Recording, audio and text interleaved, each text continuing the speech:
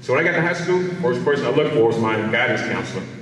At that time, she couldn't tell me how to get to West Point. That's why you don't know how lucky you are today. I mean, this is, I can't even describe how fantastic this Jamboree is. Because you get the exposure of a lifetime where you can make an informed decision. You know, I didn't know how to get to West Point. Nobody at my school knew how to get to West Point. You got West Point here.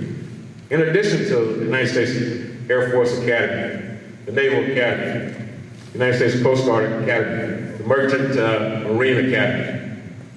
You got them here, universities that have, you know, ROTC. And then even on top of that, you even have, you know, representatives from Senator Wicker, Congressman Thompson's office. Those are the folks that tell you how to put an application in. And you need to get the backing from the congressman. They're all here. Unbelievable, all here. We have come a long way to give you the opportunity to make an informed decision of what you want to do. I couldn't go to West Point. Did that stop me from dreaming? No. I had an academic scholarship to Jackson State. The first place I went when I got there was the ROTC department. And boy, was I impressed. I wanted to be an officer, I'd never met an officer. These young men, you know, in their 20s, captains. They flew helicopters. Okay, they were tank men. Think about it, me, a guy who's, you know, I was impressed that one of my classmates was a cashier, okay?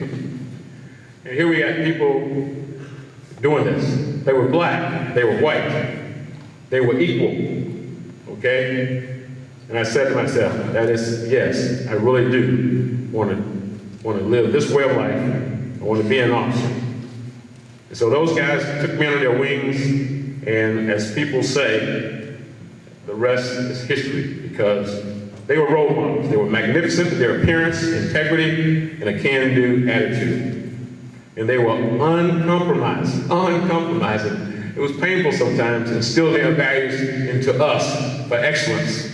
I will never forget Sergeant Vargas making me do push-up after push-up after push-up, because I would form out of formation, you know, and whereas PT or drill and ceremony, 22-5, I became an expert in that.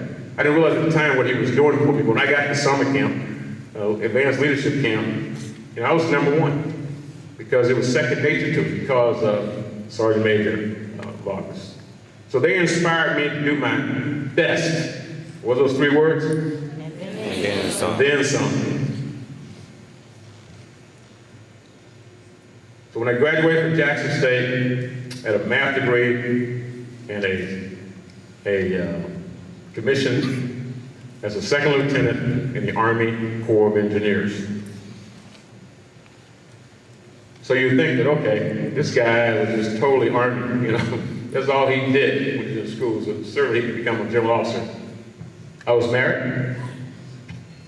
I worked for the entire 4 years I was at Jackson State. I worked a graveyard shift at UPS. It's a kind of funny thing. When I graduated from Jackson State, you know, UPS wanted to hire me. I was making more money part-time than I received as a lieutenant. Of course, we've come a long way now with pay. But again, I wanted more than just a job. You know, I wanted, again, to be judged by my character, by what I did, and not by the color of my skin.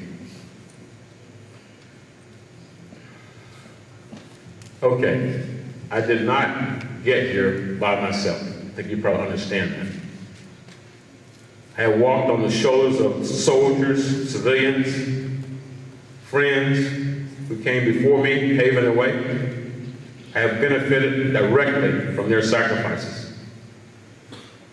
I mentioned before I had the opportunity of a lifetime to return to my hometown of Vicksburg for the first time in 1998 as commander of the Vicksburg District Corps of Engineers. That I didn't know was even possible as a kid growing up, that there was such an entity there.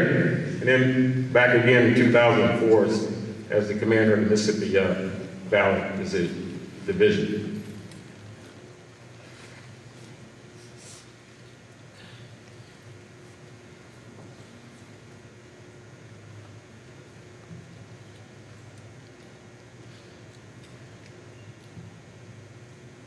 Today was the first day I put on my uniform in quite a while.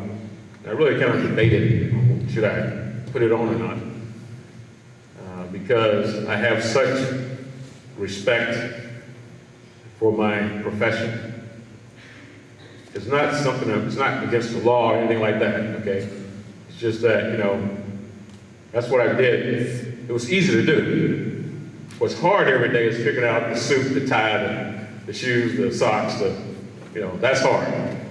I'm not used to that. So putting this on was pretty easy to do this morning. And let me tell you why it's so easy. The uniform is really the essence of who the soldier is. It could be, I say soldier, but it could be airman, you know, Marine, coastie, merchant, mariner. Who did I miss out? Sailor, okay. I don't want to miss anybody. And, you know, next week will be, you know, Veterans Day. And I do have a speaking engagement in Yazoo City on Veterans Day. I was in Macomb last year, so each year I go out to do that. So I'm proud to wear this uniform.